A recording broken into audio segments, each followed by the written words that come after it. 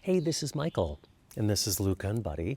And today I want to talk about trusting your intuition and the first intuitive hit that you receive when you are maybe tuning into your animal and trying to communicate with them, or it could be even navigating your world, tuning into a situation and needing intuitive guidance, trusting your intuition.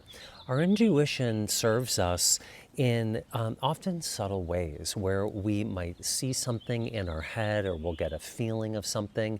Often, for me, it could be very symbolic. Like I could, let's say, be tuning into one of my dogs here and be asking them, what would you like to share or how are you feeling? And I might see a bone, like a symbol of a bone in my head. Well, that could be interpreted in a lot of different ways. Maybe it's my dog wants a bone, or maybe they buried a bone, or maybe it's even like their bones hurt, or they have an ache in their bones, or it could even mean the symbolism of being the backbone of the pack and family. I'm giving this as an example of how many different ways something can be interpreted when you are tuning into your animal. Or again, this could apply to anything in your life. If it's a situation you're facing and you are, setting an intention to use your intuition to tune in, these symbols, these feelings, maybe it's a word, just flashes through your mind, and often we disregard that. We'll disregard, oh, like a bone, why am I seeing a bone? That seems crazy. This happens a lot for me in intuitive animal communication sessions. When I'm tuning in to an animal, I'll often be flooded with different pictures, words, feelings, symbols, and they'll just be like one thing that seems totally random. And I've learned, like, if I, disregard and don't pay attention to those things, they could mean everything to the person that I'm connecting with about their animal. It could be a missing piece in the puzzle in solving a problem or an issue or giving the person an answer in regard to what they're looking for. And so I've learned that I'll share, like, why am I seeing this bone? It could be like, oh my God, I've been really worried about a broken bone in my dog that was, has been healing, and I wasn't sure that it was set correctly. I'm kind of going off on a tangent, applying what I was using as an example of connecting with my own animal, getting a bone, but then also tuning in an animal communication session. Symbolism, feelings, they come through very powerfully. And like I was starting to say, often people disregard those feelings, and then you start spinning in your head about it, like, oh, that doesn't mean anything, that doesn't apply, that doesn't make sense. But when you pause and reflect on these quick intuitive hits that you get, often our first impressions can be very important, very meaningful. Listening to those first impressions you get. And so, if you are again, like sitting down with one of your animals and you're really wanting to tune into them and you're feeling something totally random that doesn't make sense, allow the space for it. Allow that to come through without disregard, without second guessing it. Just allow it to come through. And what I often like to do is, in a situation like that, is to write it down. Write down whatever is coming to you. If you're practicing animal communication, write down whatever is coming to you. Let the floodgates open. Whatever you're seeing, feeling, hearing, sensing, write it down. Maybe it's something that you want to draw.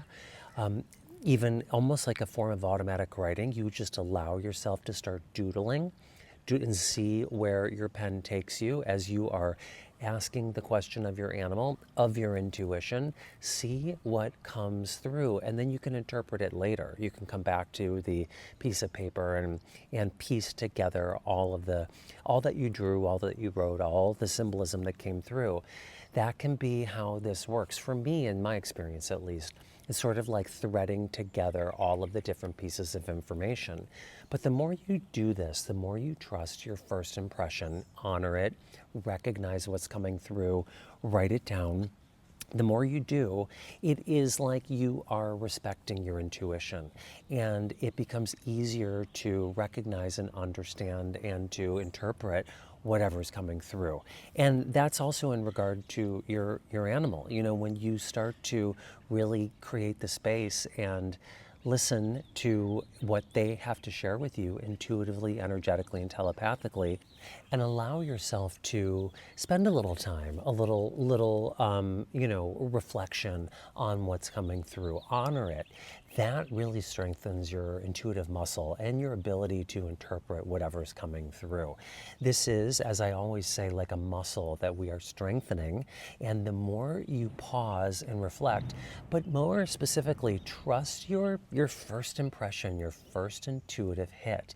What's coming through for you? As I mentioned, this can apply to any area of your life. When you are reviewing food to eat for yourself or for your animal, and you're getting an intuitive hit like, I'm seeing red. You know, I'm seeing red. Why am I seeing red, or a stoplight? Well, that red could symbolize stop, wait, stoplight, like pause, don't move forward.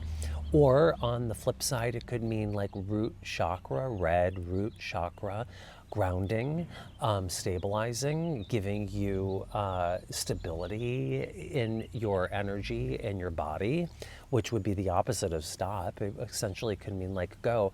But red and symbolism in that nature can mean a different thing for everybody.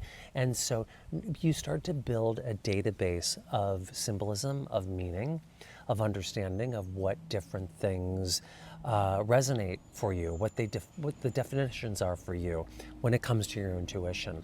And then this can be with your animals too. Like each one of your animals might have a different way of communicating with you symbolically and energetically. So the more you tune into, one animal might feel very differently than how you tune into another animal.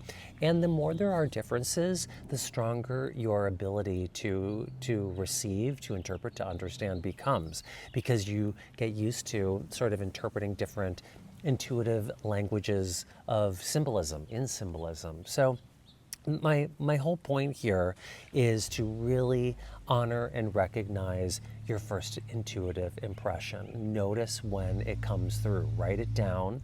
You can interpret it later. And when you just give the space to bring through whatever's coming to you, and then go and reflect on it, you'll be surprised at the treasure trove of information that comes through. But so often people don't give themselves the space and the time and the energy to interpret, to listen, and to pause.